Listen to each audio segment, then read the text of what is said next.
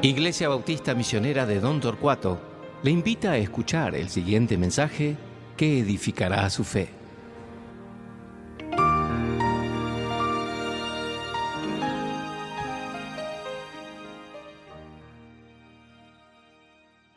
Buenos días, hermanos. Como siempre, es un gusto poder estar con ustedes otra vez en este día. Quiero comenzar esta mañana agradeciendo a todos los miembros por su asistencia y su participación la semana pasada en la asamblea. Sé que es la primera vez que hacemos una asamblea, aún una asamblea informativa, por internet. Así que sé que fue una experiencia nueva, pero les agradezco su participación y también su forma de responder a todo lo que tuvimos que hablar como iglesia. Así que gracias a Dios por su bendición sobre nuestra iglesia y hoy podemos abrir otra vez la palabra de Dios.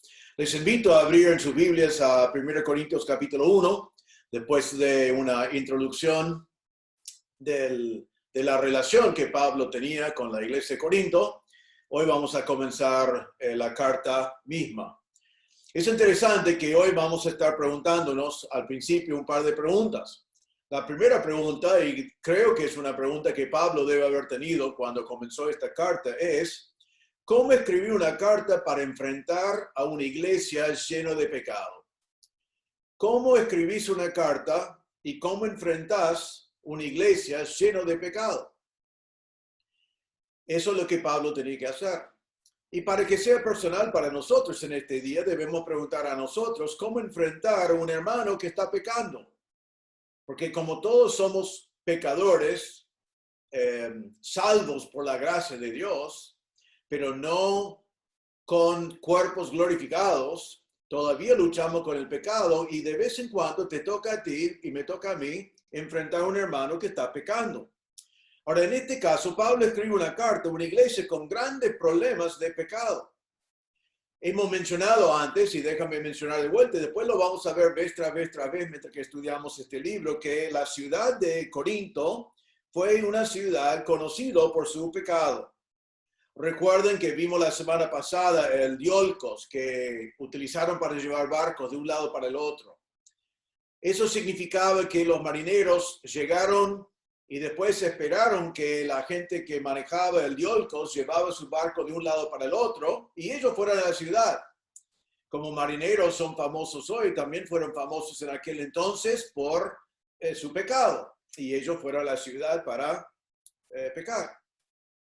La ciudad fue conocida también, y lo vamos a hablar más adelante, por en el Acrópolis tenía un templo tremendo dedicado a la diosa Afrodita, y ellos practicaron prostitución religiosa. O sea, los mismos sacerdotes eran prostitutas, dicen que habían miles, y entonces prostitución no solamente fue aceptable en Corinto, fue aprobado y fue considerado algo religioso.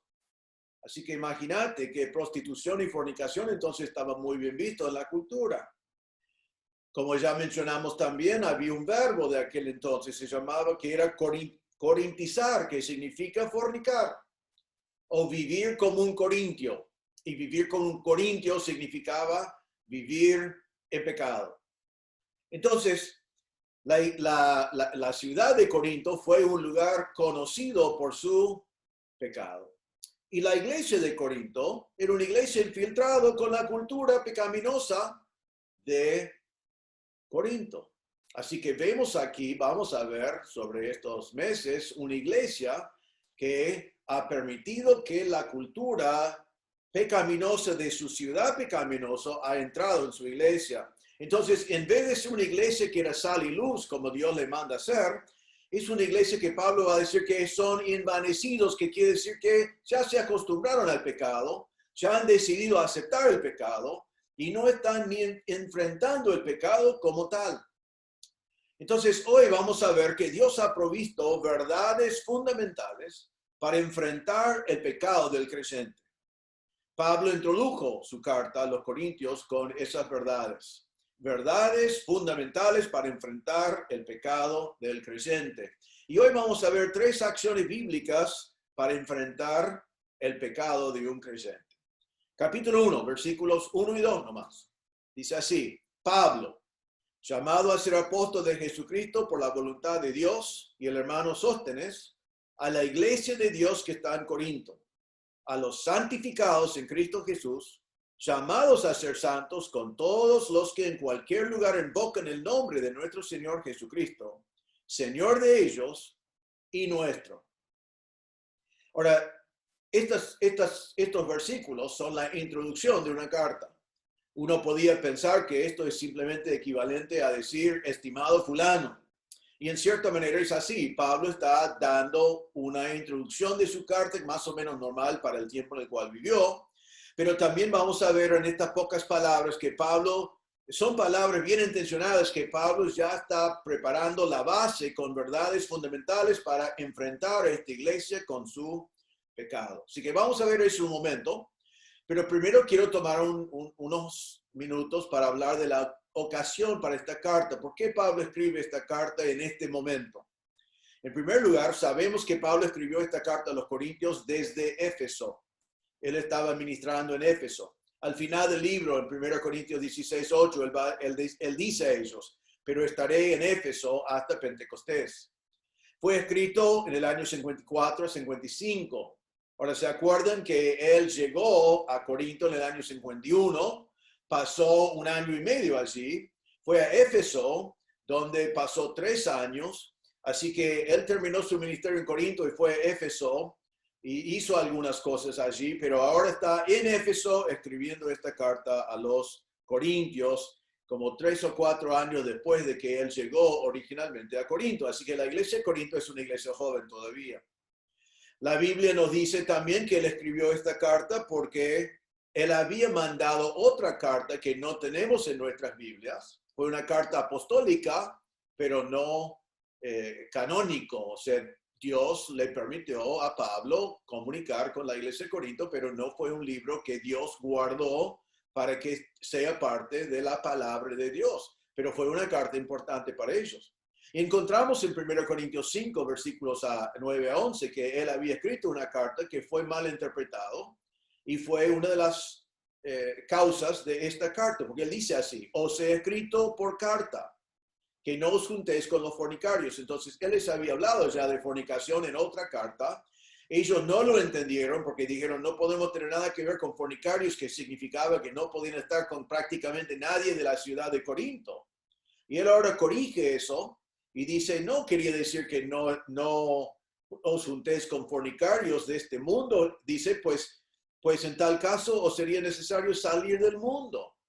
No estoy diciendo que no podéis tener relaciones con fornicarios porque queréis llevar el evangelio a los fornicarios, los pecadores de Corinto. Pero dice, más bien os escribí que no os juntéis con ninguno que llamándose hermano fuere fornicario.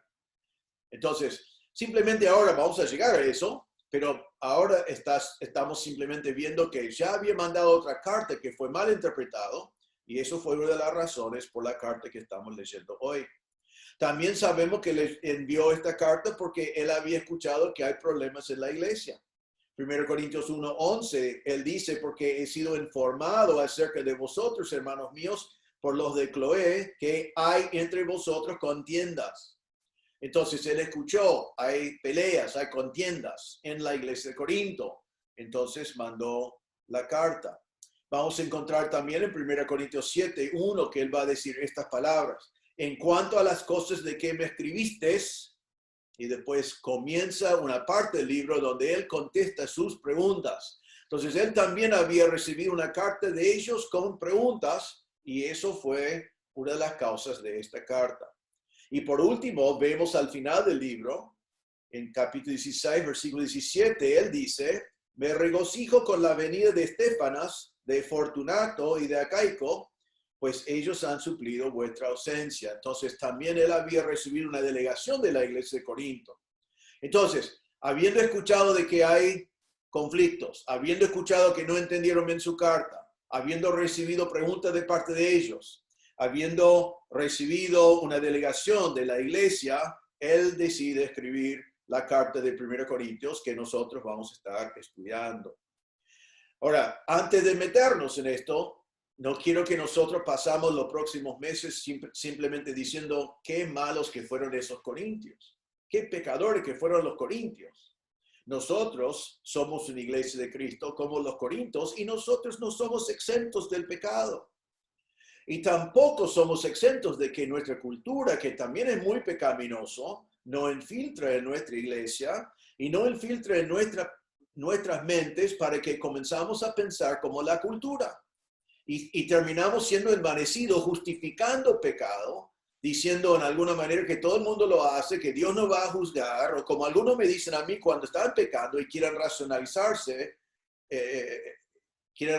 racionalizar su pecado, dicen, bueno, yo acepto la consecuencia de eso, o yo sé que Dios me entiende, etcétera, etcétera. Entonces, todo lo que vemos acá debemos aplicar a nosotros porque no somos exentos de las mismas cosas que estaban pasando en ese lugar.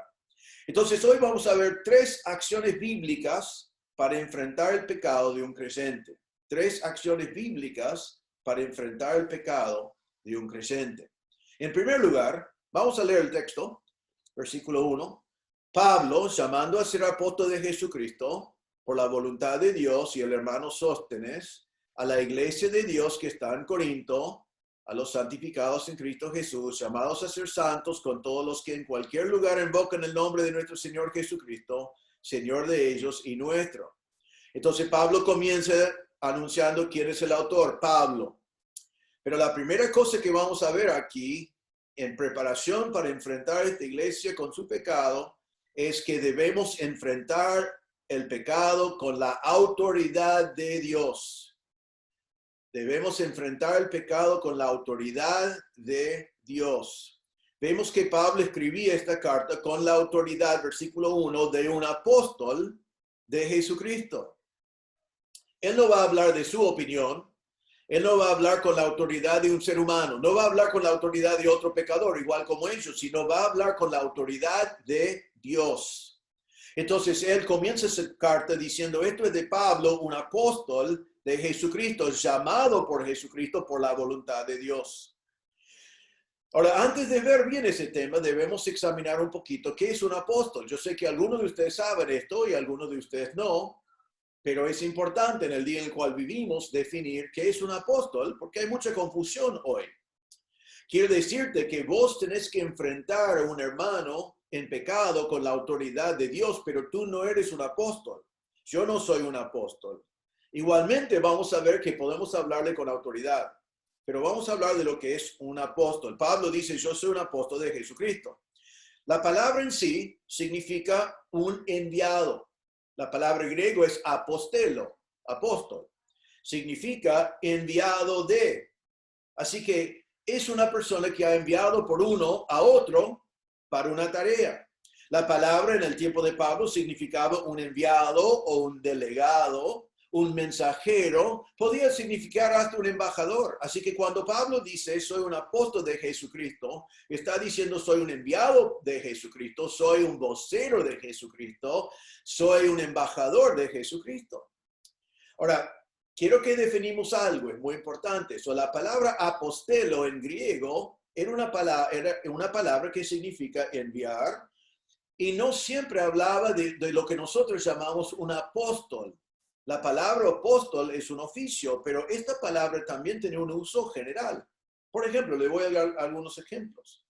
En Juan 7, versículo 32, dice, los fariseos oyeron a la gente que murmuraba de él estas cosas, y los principales sacerdotes y los fariseos enviaron alguaciles. La palabra enviar allí es la palabra apostelo. No significa que son apóstoles los alguaciles, es una palabra común y corriente. Significa enviar, ni más ni menos. Entonces tenemos que entender que a veces en la Biblia la palabra apostelo no significaba apóstol, los 12 apóstoles o Pablo el apóstol, sino significaba un enviado. En Lucas 10:1 dice, después de estas cosas designó el Señor también a otros 70 a quienes envió de 2 en 2. Estos son 70, no son apóstoles, pero son enviados. Entonces son apostelo, pero no son el oficio del apóstol. Era un uso común, aún por Jesús, enviando a 70. Es interesante, en Juan 17, versículo 18, dice Jesús a su Padre, como tú me enviaste al mundo. ¿Sabe que Jesús es un apostelo? Él es un enviado. Dios el Padre le envió al mundo y dice, así yo los he enviado al mundo. Entonces el Señor fue enviado al mundo y Él envía a sus discípulos al mundo. Pero aquí la palabra no es apóstol, sino es apostelo, es un enviado. Jesús es un enviado. Entonces tenemos que entender que la palabra a veces es una palabra común y corriente que significa enviado. Es igual a la palabra diácono, creo que todos conocemos en la Biblia que la palabra diáconos está en todo el Nuevo Testamento y es traducido siervo o sierva o ministro normalmente. Solamente de vez en cuando está hablando de un oficio que es un oficio de diácono. Así que en nuestra iglesia tenemos pocos que son llamados y elegidos como diáconos, pero todos nosotros tenemos que ser siervos. Y la misma palabra. Entonces, así es también con la palabra apostelo. Pero esta palabra también llegó a tener una palabra, un significado oficial.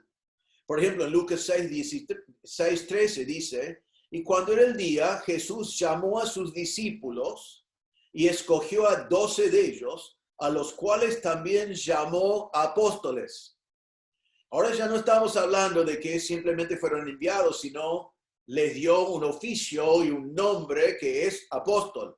Y habían 12 y solamente 12. En Mateo 10:2 dice, los nombres de los 12 apóstoles son estos. Y nos da el nombre de los 12, incluyendo a Judas, que entregó al Señor. Pero está diciendo que hay 12 apóstoles. Ya es un oficio, es una palabra que significa algo muy especial. Vemos en la palabra de Dios en el tiempo de Jesús que habían 12. Ya marcamos eso. Lucas 6:13 llamó a sus discípulos, escogió a 12. Mateo 19:28 dice, Jesús dice, de cierto digo que en la regeneración, cuando el Hijo del Hombre se siente en el trono de su gloria, así que ahora Jesús está hablando del futuro, y dice a sus discípulos, vosotros que me habéis seguido, también os sentaré sobre 12 tronos. Así que los 12 discípulos llegan a ser los 12 apóstoles, y Jesús dice en el futuro van a tener tronos como los 12 apóstoles. Así que vamos a hablar un momento qué hacemos con Judas en eso, pero por ahora quiero definir que los apóstoles, eso fue un oficio muy particular, muy claro. Ahora en Apocalipsis 21:14, también hablando del futuro eterno, dice, el muro de la ciudad tenía 12 cimientos y sobre ellos los 12 nombres de los 12 apóstoles del Cordero. Así que esta idea de que hay 12 apóstoles es importante en el tiempo de Jesús, pero también en el futuro. Es lo que el Señor ha establecido. Siempre 12. Ahora, ¿quiénes son los 12? Bueno, hay una cosa que no sabemos con toda seguridad. Así que lo que no sabemos con seguridad no les voy a decir.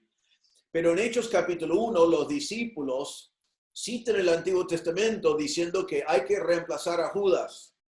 Entonces ellos ponen un criterio y ellos hacen una votación, o mejor dicho, usan suertes en Hechos capítulo 1, versículos 24 a 26, y dice que la suerte cayó sobre Matías y fue contado con los 11 apóstoles. Entonces ahora tenemos 11 apóstoles más Matías. Después vamos a encontrar en 1 Corintios 15, 7, 8, que Pablo dice, después Jesús apareció a Jacobo, después a todos los apóstoles, y al último de todos, como un abortivo, me apareció a mí. Y Pablo va a decir, yo también soy un apóstol. Ahora, ¿quiénes son los 12 apóstoles? ¿Los 11 más Matías o los 11 más Pablo?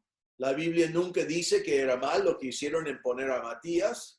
¿O es que hay 12 y Pablo, como él dice, yo fui un abortivo, y en otro pasaje él dice que es el menor de todos los apóstoles? Sí, Pablo fue otro apóstol que fue agregado apóstol a los gentiles, pero debemos entender que el número fijo es 12 y que ser un apóstol con el oficio es algo muy especial que está basado en haber sido llamado por el Señor Jesucristo mismo. Ahora, antes de ver el resto de eso, quiero que también nos preguntamos en esta mañana qué fue la función especial de un apóstol, el que tenía el oficio. Porque es importante en nuestro texto que Pablo quiere establecer: yo soy un apóstol del Señor Jesucristo y quiero que lo sepan antes de que yo voy enfrentando su pecado. Ahora, podemos pasar horas hablando de lo que hacían los apóstoles, pero déjame darles algunos ejemplos. Hechos 2:42, el día que nace la iglesia, en el día de Pentecostés, se convierten 3,000 personas y el próximo versículo dice esto: y perseveraban en la doctrina de los apóstoles. Cuando nace la iglesia, los que enseñan son los apóstoles. Ellos son los comunicadores de la verdad de Dios. Son los que predican el Antiguo Testamento con autoridad, la palabra de Dios, y que Dios va a utilizar para escribir y dar el Nuevo Testamento, la palabra de Dios, pero son ellos que están enseñando a la iglesia recién nacida. Podemos ir a Efesios 2:20, donde dice que la iglesia está edificada sobre el fundamento de los apóstoles y profetas, siendo la piedra principal o la piedra del ángulo Jesucristo mismo. Entonces Jesucristo es la roca, el fundamento, la piedra de ángulo, y después está edificado sobre el fundamento de los apóstoles. Así que debemos pensar, hoy en día la iglesia ya está establecido, no estamos poniendo el fundamento. Los apóstoles estaban en el primer siglo como el fundamento sobre el cual fue edificada la iglesia. Eso es lo que dice Dios, es lo que dice la palabra de Dios. En Mateo 10:1 dice: entonces, llamando a sus 12 discípulos, que fueron después llamados apóstoles, dice, les dio autoridad sobre los espíritus inmundos. Solo voy a mencionar esto, lo hemos visto en el pasado en nuestra iglesia. En todo el Nuevo Testamento, los únicos autorizados para echar fuera demonios son los apóstoles. Nadie más. Nadie más. Así que debemos tener en cuenta eso. Eso fue algo muy especial que Dios dio para ellos, para el fundamento de su iglesia. En Hechos 5:12 dice: y por la mano de los apóstoles se hacían muchas señales y prodigios en el pueblo. En el inicio de la iglesia, los apóstoles hicieron milagros. No dice que todo el mundo lo hacía, sino dice que los apóstoles, porque estaban haciendo el fundamento de la iglesia y Dios le dio estos dones. En Efesios 4:11 dice que Jesús mismo constituyó a unos apóstoles, a otros profetas, a otros evangelistas, a otros pastores y maestros, y los regaló a su iglesia. Así que los primeros con dones que fueron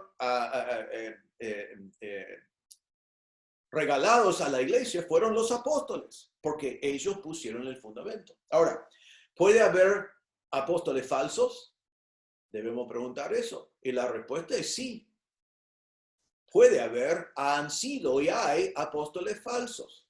En el tiempo de la Biblia habían apóstoles falsos. 2 Corintios 11:13, Pablo dice a los corintios en su segunda carta, porque estos son falsos apóstoles, obreros fraudulentos, que se disfrazan como apóstoles de Cristo. Entonces, aún en el primer siglo, algunos fueron y dijeron: yo soy un apóstol, pero ¿tenés la autoridad de Dios? ¿Fuiste llamado por el Señor Jesucristo? Y se disfrazaban como apóstoles de Cristo. En Apocalipsis 2:2, cuando el apóstol Juan escribe sus 7 cartas, él dice en 2:2, yo conozco tus obras y tu arduo trabajo y paciencia, y que no puedes soportar a los malos, y que has probado a los que se dicen ser apóstoles y no lo son, y los has hallado mentirosos. Entonces, debemos estar atentos al hecho de que algunos van a venir y decir: yo soy un apóstol de Cristo, y no son. Y debemos probarlos, debemos ver si son o no. Y preguntas: ¿cómo podemos saber? Bueno, la Biblia también nos indica eso. Porque en Hechos 1, que apenas mencioné antes, cuando los discípulos, los apóstoles, la iglesia, antes que la iglesia comenzó, en Hechos 1, quieren reemplazar a Judas, dicen esto, Hechos 1:21. Es necesario, pues, que de estos hombres que han estado juntos con nosotros todo el tiempo que el Señor Jesús entraba y salía entre nosotros, comenzando desde el bautismo de Juan hasta el día en que de entre nosotros fue recibido arriba, uno sea hecho testigo con nosotros de su resurrección. Entonces, ¿qué fue el criterio? ¿Qué fue el requisito? Tenían que haber visto a Jesús en su vida, en su ministerio, y tenían que haber visto a Jesús resucitado. Ahora, ¿quién hizo eso? Bueno, los 11 apóstoles que estaban con Jesús, obviamente ellos lo hicieron, pero ahora estamos limitados realmente a los que vieron a Jesús resucitado, que ya son muy pocas personas. También podemos agregar a eso algo que Pablo va a decir en 2 Corintios 12:12 para defender su apostolado. Él dice estas palabras. Dice, con todo, las señales de apóstol han sido hechas entre vosotros en toda paciencia por señales, prodigios y milagros. Y él dice, dos cosas quiero que captamos en 2 Corintios 12:12. Yo soy un apóstol porque yo hice milagros, señales, prodigios y milagros. Y la evidencia es clara. Pero quiero que capten esto también. Solamente un apóstol puede hacer señales, prodigios y milagros, porque si cualquiera puede hacerlo, no define quién es un apóstol. Entonces, para ser un apóstol, tiene que haber visto a Jesús en su ministerio, en la tierra, tiene que haber visto a Jesús resucitado y tiene que tener los dones de apóstol. ¿Y quiénes son que han cumplido eso? Bueno, los 12 apóstoles originales, sin Judas, quizás con Matías, aunque la Biblia nunca lo confirma, pero no hay nadie que vive hoy que puede cumplir con eso. Los apóstoles estaban en el primer siglo para ser el fundamento de la iglesia. Ten cuidado porque vas a hablar con alguien y va a hablar de su iglesia y vos vas a hablar de tu iglesia. Él va a decir, nosotros tenemos como pastor apóstol fulano. Tenemos un apóstol. Y vos vas a decir, bueno, nosotros tenemos a pastor Reinaldo. ¿No sería mejor tener un apóstol? Bueno, quizás sería mejor tener un apóstol si fueron apóstoles, pero cuando alguien te dice así, muy amablemente debes decirle que tu apóstol debe estar muy bien preservado porque tiene que tener por lo menos 2000 años. Eso es lo que la Biblia dice. Entonces, no hay nadie hoy que puede calificarse como apóstol. Entonces, quería aclarar eso, es importante hoy, pero Pablo está comenzando su carta diciendo, hablo con autoridad porque soy un apóstol de Jesucristo. ¿Y cómo fue llamado Pablo? Bueno, Pablo fue, como todos los apóstoles, fue llamado por Jesús mismo. En 1 Corintios 9:1, él va a decir, no soy apóstol, no soy libre, no he visto a Jesús, el Señor nuestro. Yo también he visto a Cristo resucitado. En 1 Corintios 15:8-10, él dice, al último de todos, como un abortivo, me apareció a mí, porque yo soy el más pequeño de los apóstoles, que no soy digno de ser llamado apóstol, porque perseguía la iglesia de Dios, pero por la gracia de Dios soy lo que soy. Entonces él dice, yo perseguía la iglesia, yo no estaba participando con Jesús en su ministerio en la tierra, trabajando con él, pero yo viví en aquel entonces y yo lo vi resucitado. Él me llamó personalmente. Y él dice en nuestro texto, llamado por Jesús. Y dice, por la voluntad de Dios. No era la idea de Pablo, no fue el invento de Pablo, no fue una mentira de Pablo, fue por la voluntad de Dios. El deseo, el diseño y el propósito de Dios. Pablo fue llamado a ser el apóstol a los gentiles. Y lo cumplió muy bien. Entonces Pablo comienza aquí a decir, soy un apóstol. Ahora, otra vez, ¿por qué comienza con esto? ¿Por qué es tan importante que él establece su autoridad como apóstol? Bueno, la razón es que va a tener que enfrentar mucho pecado. ¿Sabe qué? Creo que para líderes cristianos, una de las cosas más difíciles que tenemos que hacer a veces es enfrentar el pecado.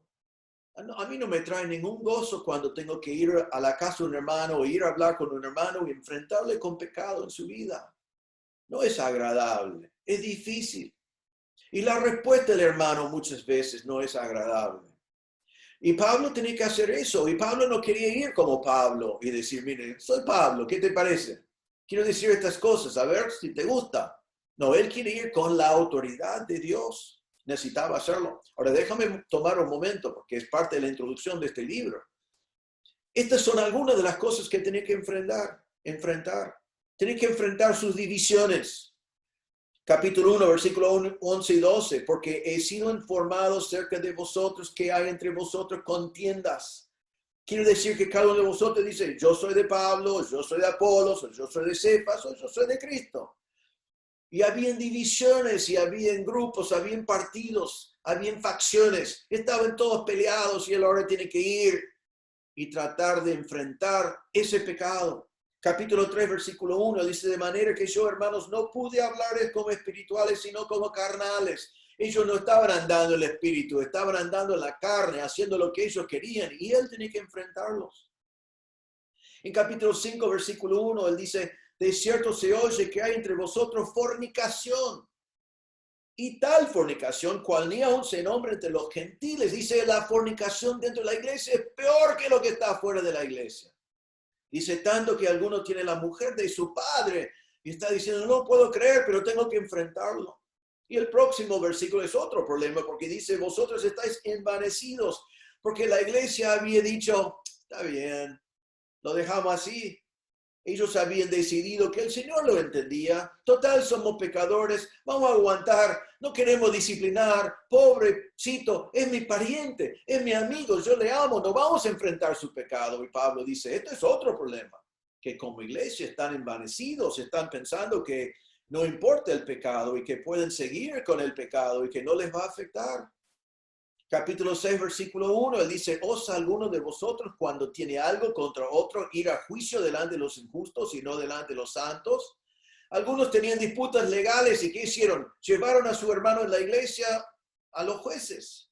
Llevaron parte de su contienda eclesiástica y lo expuso delante del mundo.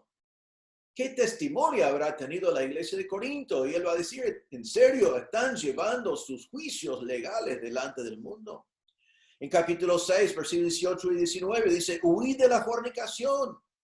Y dice: ¿o ignoráis que vuestro cuerpo es templo del Espíritu Santo, el cual está en vosotros, el cual tenéis de Dios, y ya no sois vuestros? Ellos estaban profanando el templo del Espíritu Santo, cometiendo fornicación con sus cuerpos. Capítulo 7, versículo 10 dice: pero a los que están unidos en matrimonio, mando no yo, sino el Señor, que la mujer no se separe del marido. Y después va explicando por qué tenían problemas matrimoniales. Capítulo 8, versículo 1, y realmente todo el capítulo dice: en cuanto a lo sacrificado a los ídolos, sabemos que todos tenemos conocimiento. El conocimiento envanece, pero el amor edifica. Y por el conocimiento tuyo se perderá el hermano débil por quien Cristo murió. Y está diciendo que algunos están tan interesados en hacer lo que quieren hacer y en ejercitar su libertad y la gracia, que son un tropiezo para sus hermanos. Y están pecando. Y tienen que enfrentar eso. En capítulo 9 dice: tiene que defender su apostolado. Ya lo leemos: no soy apóstol, no he visto al Señor Jesús. Y tiene que defender su autoridad delante de ellos, siendo un apóstol del Señor Jesucristo. Quizás quizás no es lo peor, pero es lo más fuerte quizás. Es cuando estaban participando en la cena del Señor, y Pablo tiene que decirles: porque al comer cada uno se adelanta a tomar su propia cena, y uno tiene hambre y otro se embriaga. Así que ellos estaban teniendo una fiesta con la cena del Señor y estaban peleando por la comida, y algunos estaban borrachos en la cena del Señor. Imagínate. En capítulo 12, versículo 1, él va a decir: no quiero, hermanos, que ignoráis acerca de los dones espirituales, y va a llevar 3 capítulos para hablar de todos los errores doctrinales que tienen con respecto a los dones espirituales, porque lo estaban usando para sí mismos en vez de usarlo guiado por el Espíritu para la gloria de Dios. En capítulo 15, mire lo que dice: pero si se predica de Cristo que resucitó de los muertos, ¿cómo dicen algunos entre vosotros que no hay resurrección de muertos? Error doctrinal gigantesco. Estaban negando la resurrección. Pablo, imagínate que saca la pluma y comienza a escribir esta carta y dice: tengo que enfrentar todas estas cosas y necesitan responder. Entonces, ¿qué hago? En primer lugar, establezco que no estoy hablando de parte de Pablo, sino estoy hablando de parte de Dios. Esto tiene la autoridad de Dios mismo. Yo soy un apóstol. Ahora, vos decís: bueno, pastor, bueno, pero ¿qué me sirve esto? Porque yo no soy un apóstol. Bueno, quiero que entendamos esto. Vos y yo también cuando enfrentamos pecado en un hermano tenemos que hablar con autoridad. Y bien, no somos apóstoles, pero tenemos autoridad y esa autoridad es la autoridad de Dios, la palabra de Dios. No vamos con nuestra opinión, no vamos con que a mí me parece, sino vamos con la Biblia en la mano y abrimos la palabra de Dios y decimos, Dios dice, Dios dice. Dios dice que fornicación es pecado. Dios dice que hay que huir de la fornicación. Dios dice que hay resurrección. Cristo resucitó y nosotros resucitamos. Vamos con la palabra de Dios, la palabra inspirada de Dios y enfrentamos el pecado con la autoridad de la palabra de Dios. A los jóvenes que quieren ser pastores algún día, nunca vayas al púlpito con tu opinión. Vaya al púlpito con la autoridad de la palabra de Dios. Tú no tienes autoridad, pero la palabra de Dios sí. Y podemos predicar con denuedo y con poder cuando hablamos lo que dice Dios. Pero cuando hablamos de nuestras opiniones, son simplemente nuestras opiniones. Y hermano, cuando tenés que enfrentar a un hermano, no te achiques, hágalo, vaya a enfrentarle. No te sientes o digas, ¿quién soy yo para enfrentar a mi hermano? Vaya con mansedumbre, como dice la Biblia, con amor, y lo enfrentas con la autoridad de la palabra de Dios. Tu opinión no tiene autoridad, pero la palabra de Dios sí. Entonces, en primer lugar, vemos la primera acción cuando enfrentamos a un hermano en pecado, es que lo enfrentamos con la autoridad de Dios. En segundo lugar, versículo 2 aquí, establecemos con el pecador que Dios ya la ha santificado. Dios ya le ha santificado. Dice a la iglesia de Dios que está en Corinto, a los santificados en Cristo Jesús. Pablo va a dirigir esta carta a santos. Con todo el pecado que ellos tenían, él los llama los santificados. Ahora, entonces él comienza hablándoles como los llamados. Dice a la iglesia de Dios que está en Corinto. La palabra iglesia en griego es una palabra muy parecida, eclesia, que viene de dos palabras, ek y kaleo. Akaleo significa llamado, vamos a ver eso varias veces hoy, llamado, y ek significa afuera.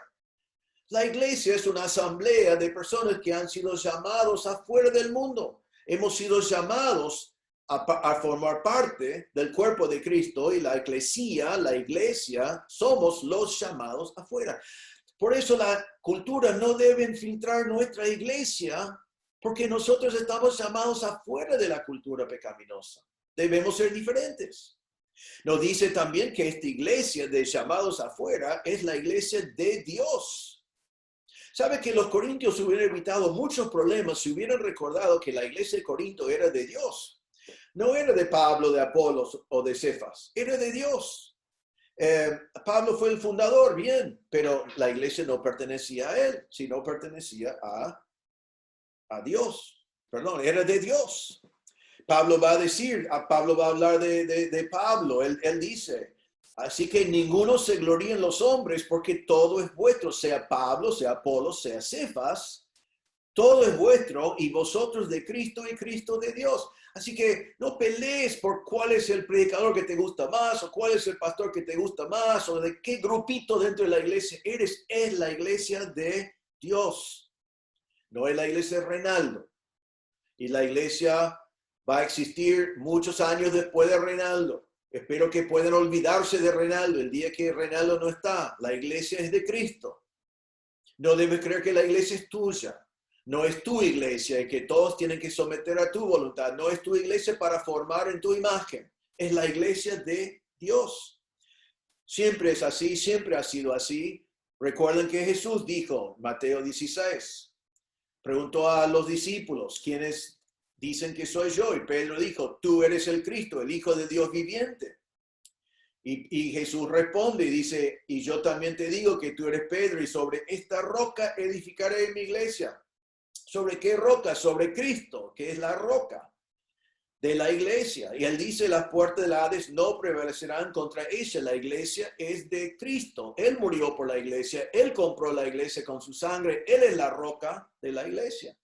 En 1 Timoteo 3:15 Pablo va a decir a Timoteo que quiero que sepas cómo debe conducirte en la casa de Dios, que es la iglesia del Dios viviente.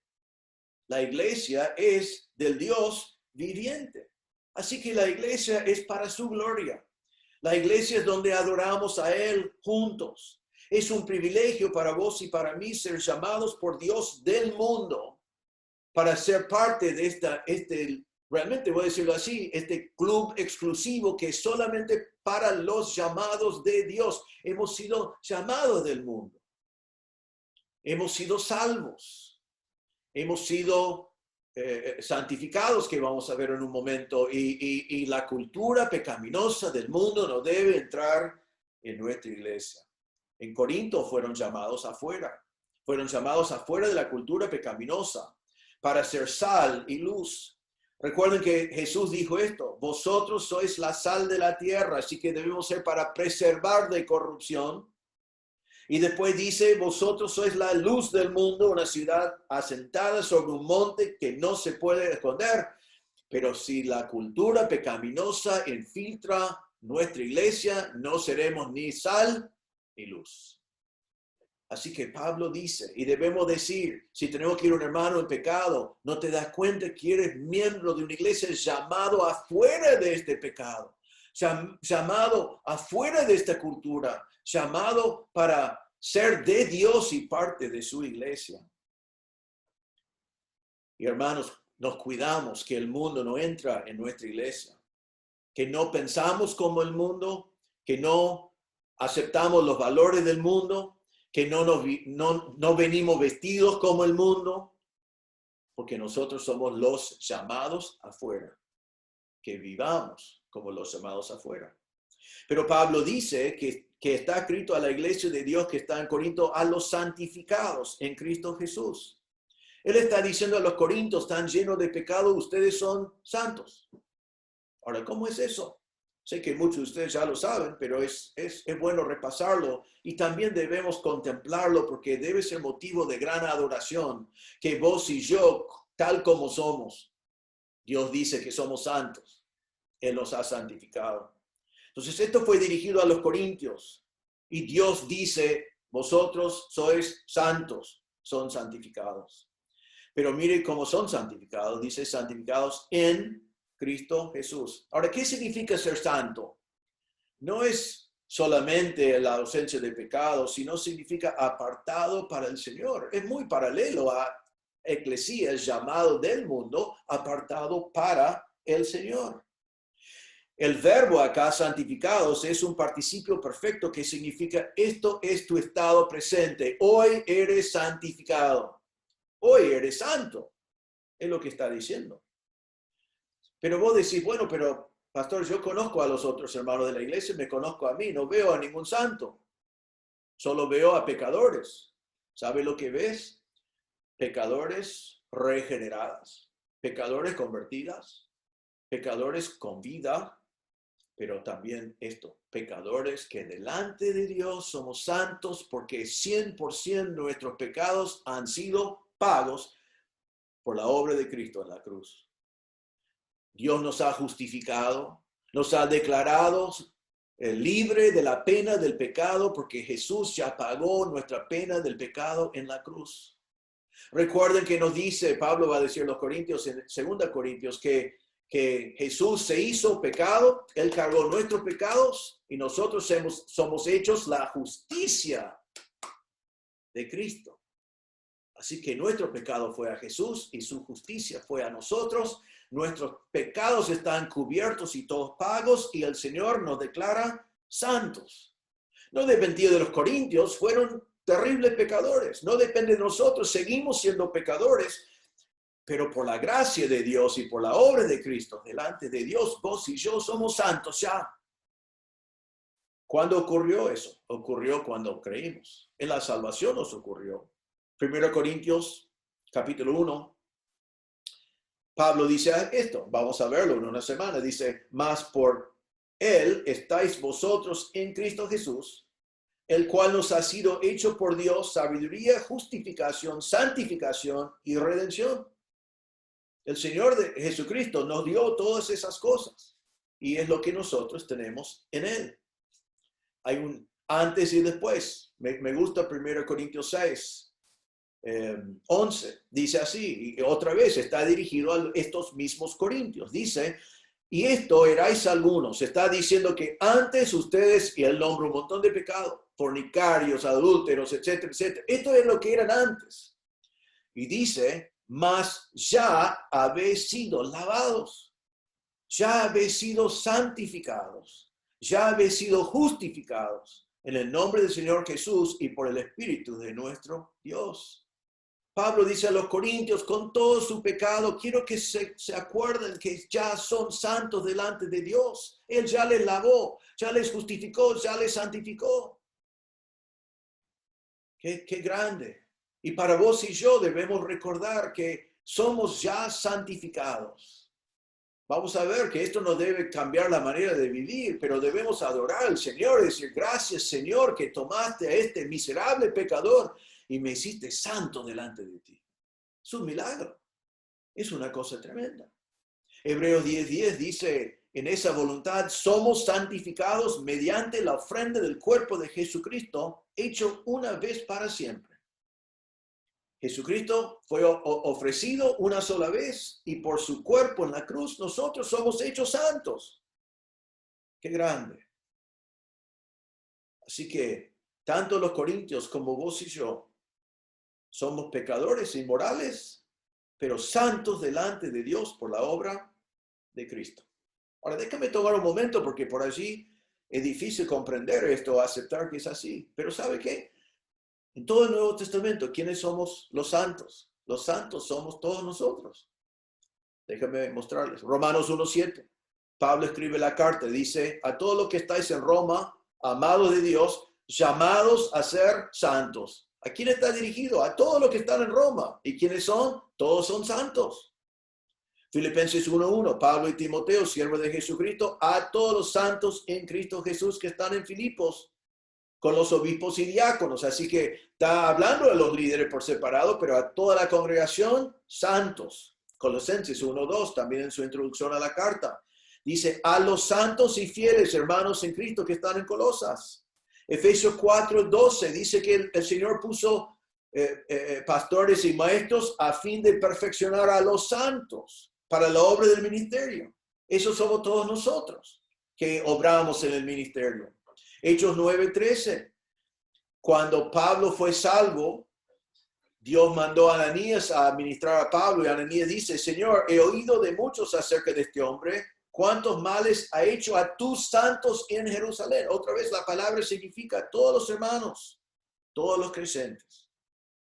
Así que si alguien te pregunta, ¿en tu iglesia creen en santos? Decirle sí. Nosotros somos los santos. No quiero que me llamen San Reinaldo. He dicho eso antes, porque no me pega. Primero suena raro. En segundo lugar, soy santo delante de Dios. No creo que debe ser mi nombre hoy, porque ustedes y yo sabemos que este santo viviendo en este cuerpo, que yo soy pecador todavía. Pero no cambia el hecho de que Dios me mire como San Reinaldo. Y a vos con el nombre santo también, porque somos santos delante de Él. Ahora déjame decir rápidamente, porque debe haber una pregunta, ¿de dónde vino en algunas religiones el tema de los santos? Quiero decirles que, en primer lugar, lo más importante que podemos decir es que si abrís tu Biblia y lo lees de tapa a tapa, los únicos santos que vas a encontrar en la Biblia son los que recién nombré. Nosotros somos los santos. No hay ningún concepto de un santo que ha sido puesto como santo oficial con las cosas que hacen con los santos. No hay nada de eso en la Biblia. Es un invento. Es un invento producto de 2000 años de historia. Realmente viene de lo que llamamos sincretismo.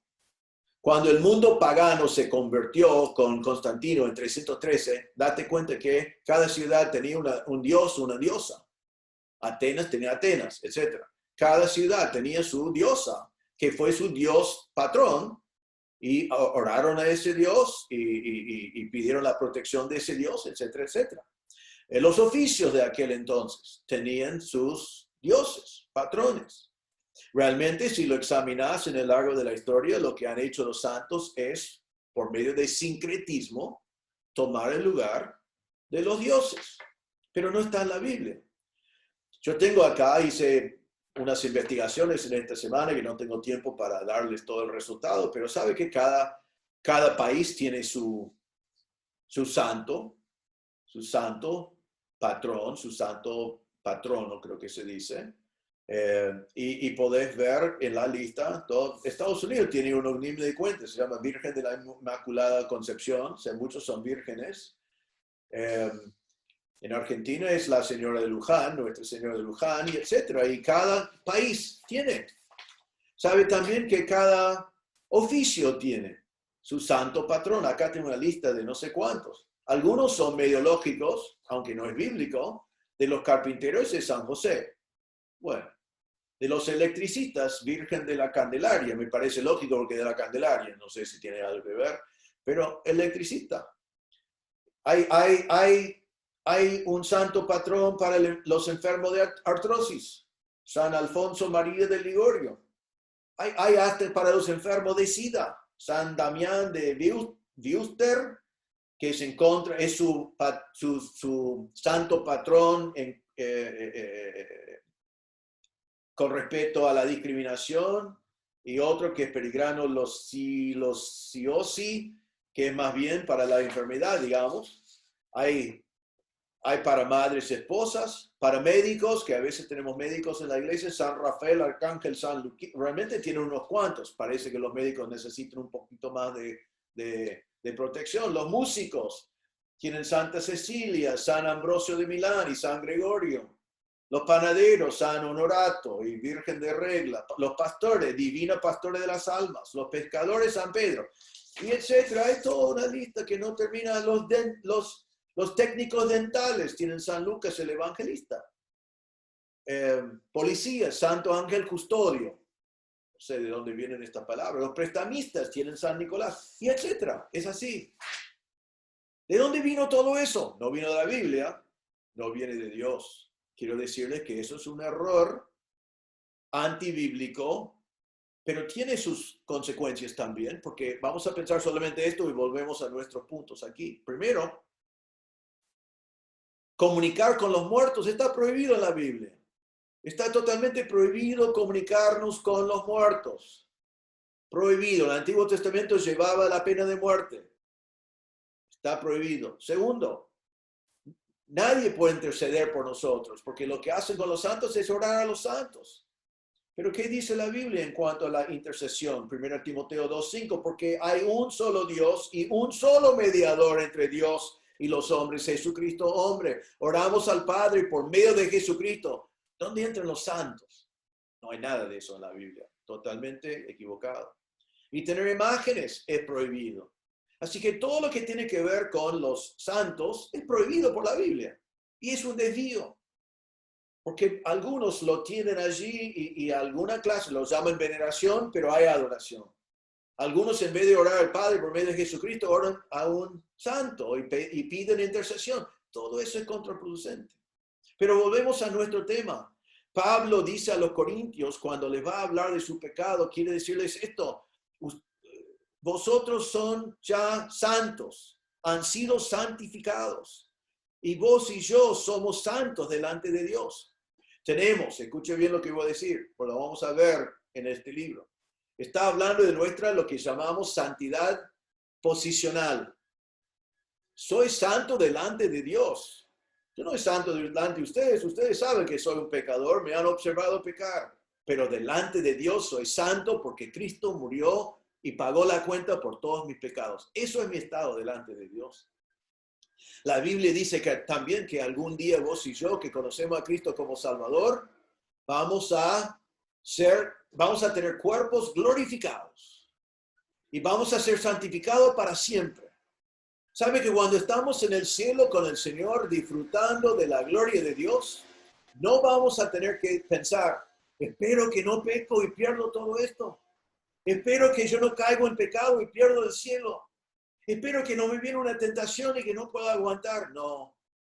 ya el pecado no va a existir y no vamos a tener la naturaleza pecaminosa, no vamos a poder pecar. Amén. Así que delante de Dios somos santos ahora. Algún día seremos santos permanentemente para siempre. Pero hoy en día, y nosotros lo llamamos santificación progresivo, somos pecadores y ahora el Señor nos va a decir que debemos vivir como santificados.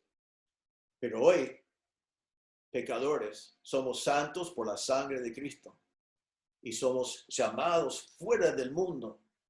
Entonces, cuando tenés que enfrentar a un pecador que es un hermano, tenés que decirle, ¿te das cuenta que eres de la eclesía?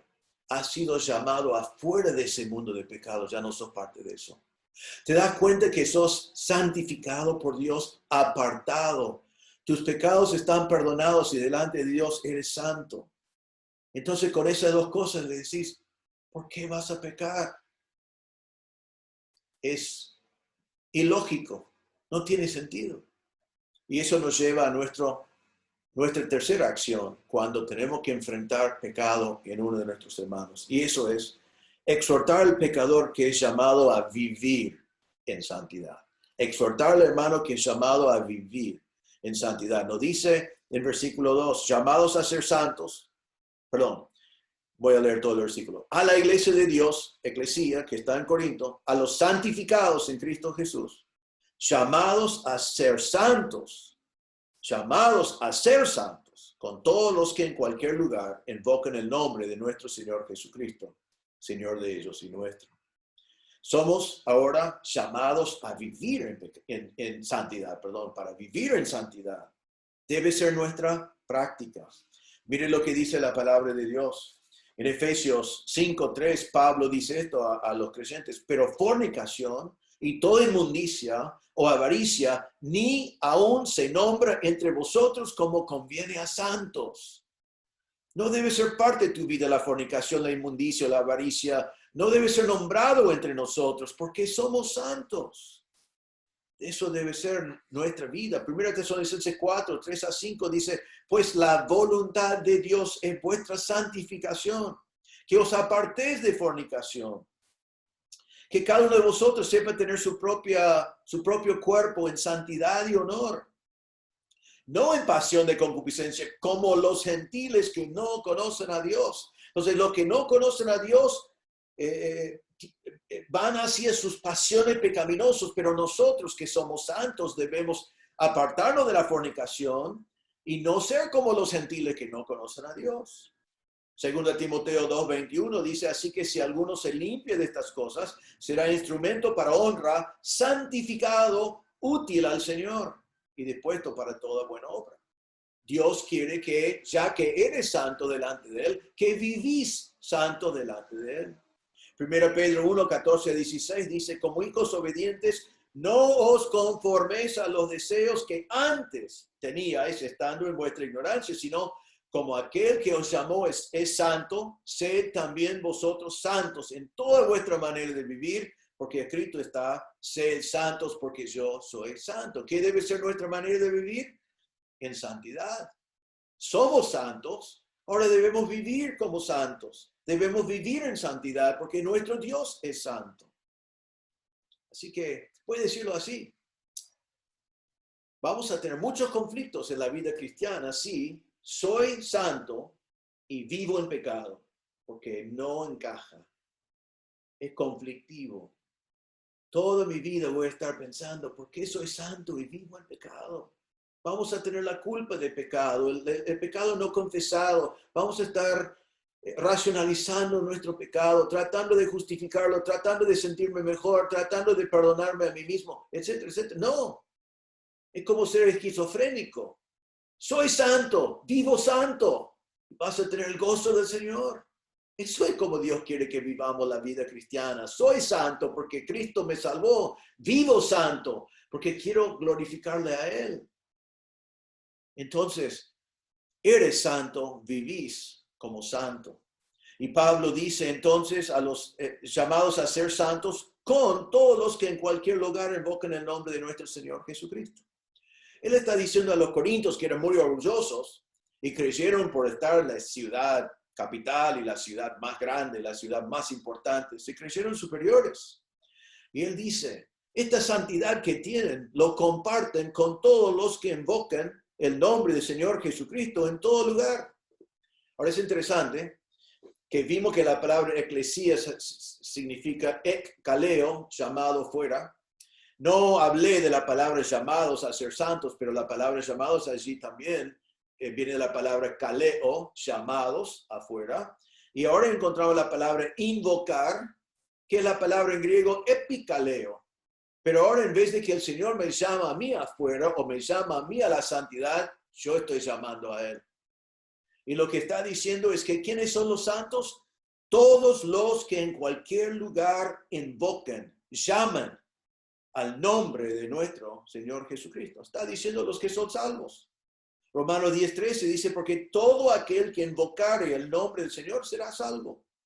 Entonces, ¿quiénes son todos los santificados? ¿Quiénes son todos los santos? Todos los que han llamado al nombre del Señor Jesucristo, diciendo, Señor, soy un pecador. Cristo murió por mí en la cruz, murió por mis pecados y resucitó. Ahora yo creo en Cristo como mi Salvador. Invoquen el nombre del Señor Jesucristo, llamando a Él, creyendo en Él. Y mire lo que dice. Todos los que en cualquier lugar hacen eso.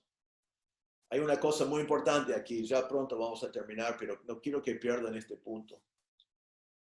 Pablo está diciendo a los corintios que si viven en santidad o no viven en santidad, no solamente va a afectar a la iglesia de Corinto, sino afecta a los creyentes en todo lugar. En todo lugar. Porque el mundo mira alrededor y cuando escucha de creyentes en cualquier lugar que viven fornicando, que viven mintiendo, que viven robando, que viven en avaricia, ellos dicen, eso es un cristiano. A mí como pastor me molesta cuando veo a pastores que no están predicando la palabra de Dios, sino están manipulando a la gente para conseguir dinero. Es una abominación y lo que hacen afecta a toda la iglesia de Cristo.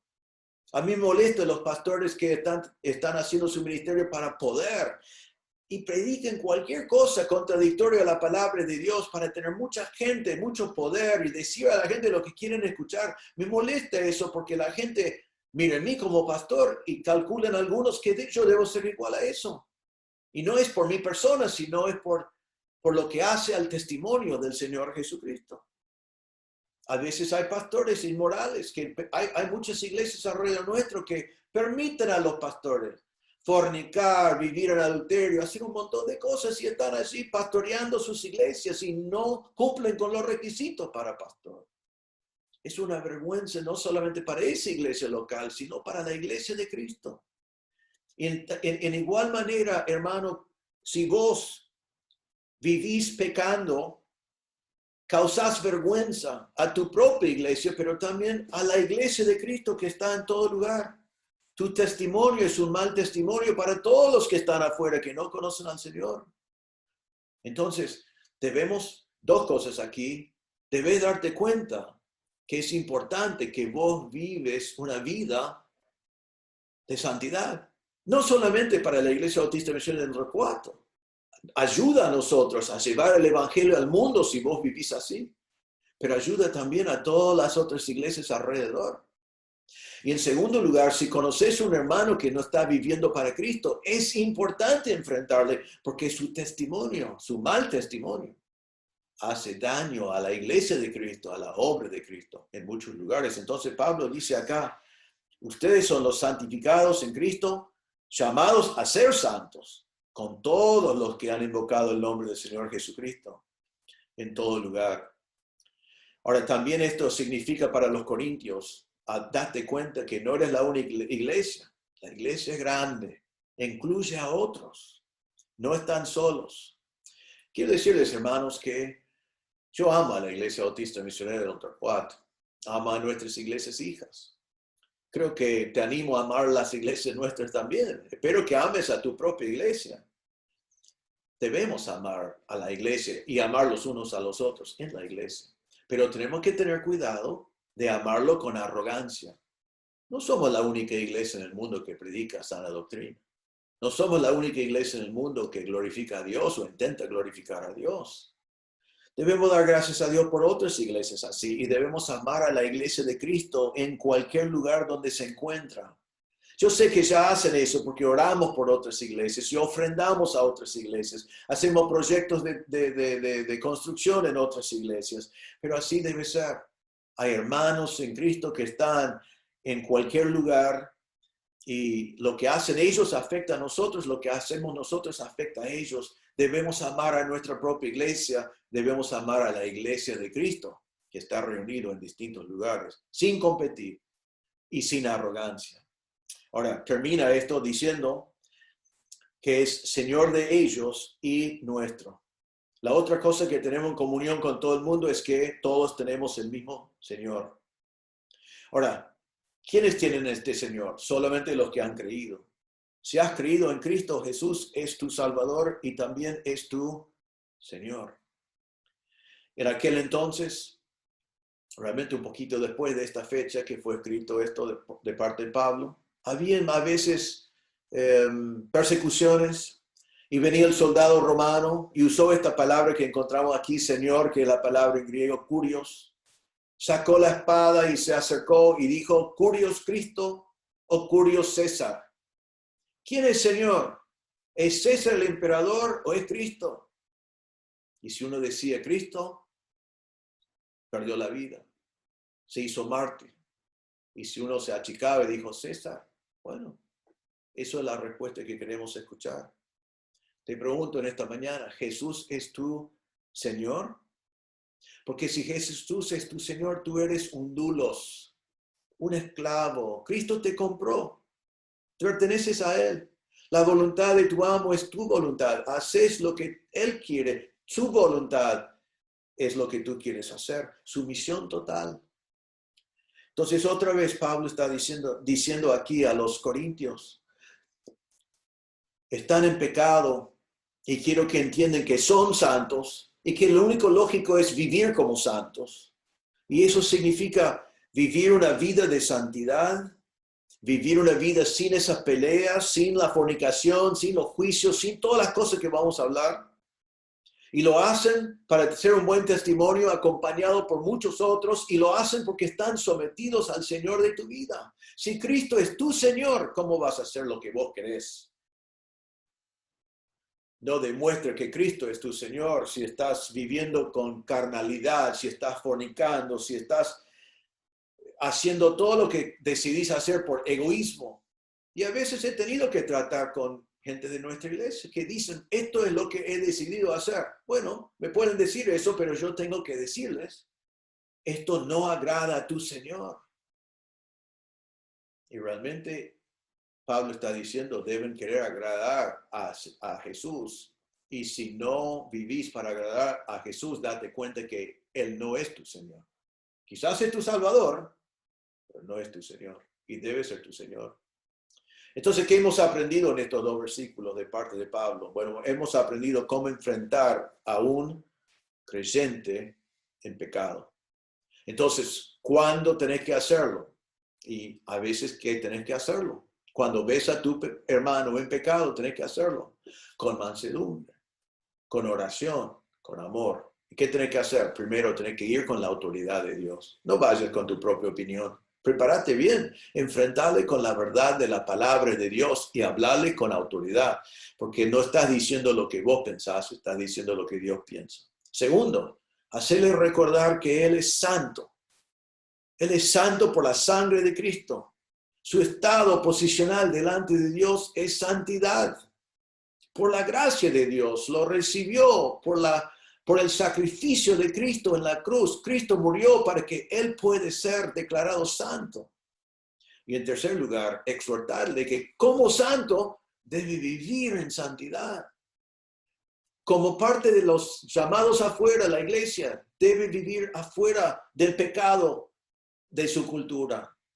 Que como Cristo es su Señor, debe dejar su egoísmo y someterse a su amo, el Señor Jesucristo. Esas son tres acciones que tenés que tomar cuando tenés que enfrentar a un hermano en pecado. Ahora, déjame aplicarlo a tu propia vida, porque algunos de ustedes son los que necesitan ser enfrentados. Así que si hay pecado en tu vida, primero te exhorto, Sométete a la palabra de Dios. Averiguad, examinad lo que dice la Biblia, lo que dice Dios. No te enojes con el pastor, no te enojes con el hermano que se acerca. Si querés enojarte con Dios, podés, pero no vas a ganar esa batalla. Sométete a la autoridad de la palabra de Dios. Primero. Segundo, date cuenta, acordate, adorad al Señor, porque te hizo santo. Derramó su sangre y llevó tu pecado sobre él para que vos podés ser santo delante de él. Aleluya. Amén. Hermanos, somos perdonados, no lo merecemos, somos justificados delante de Dios.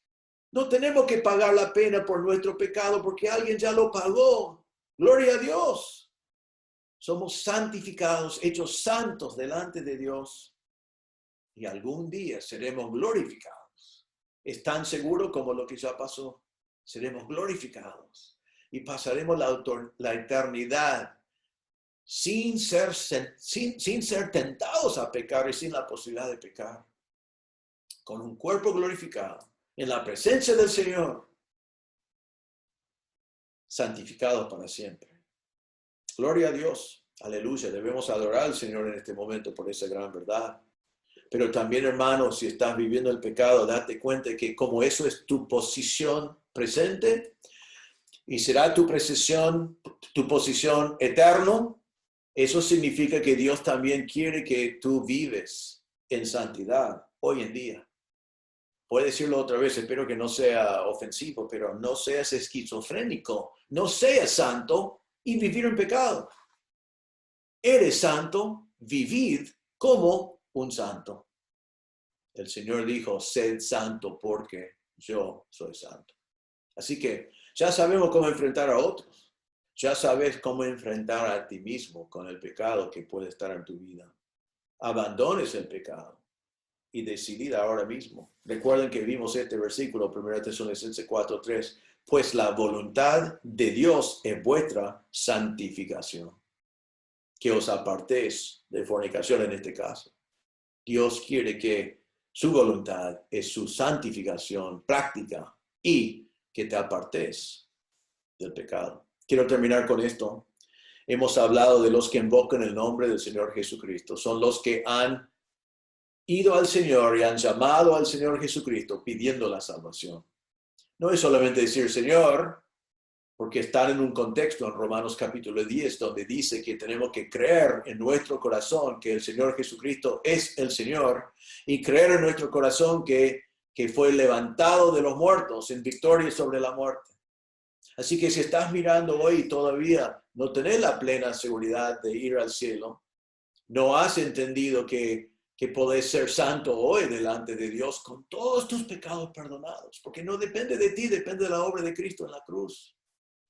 Si eso es tu caso, te animo a ir al Señor ahora mismo y decirle en tu corazón, Señor, soy un pecador y no puedo salvar a mí mismo. Intento no pecar, pero peco igual. Me gustaría dejar de pecar, pero no puedo. Entonces no tengo nada para traerte, pero vengo como un pecador y pido que me salves.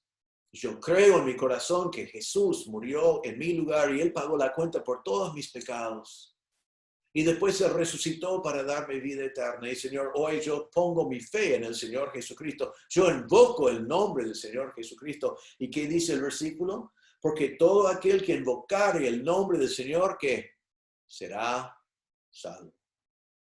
Si hoy pones tu fe en la obra de Cristo en la cruz, no agregando nada del tuyo, no agregando tus propias obras, tu religión, tus ritos, si crees en el Señor Jesucristo y lo que Él hizo en la cruz, muriendo por ti en tu lugar y resucitando para darte vida, que serás salvo.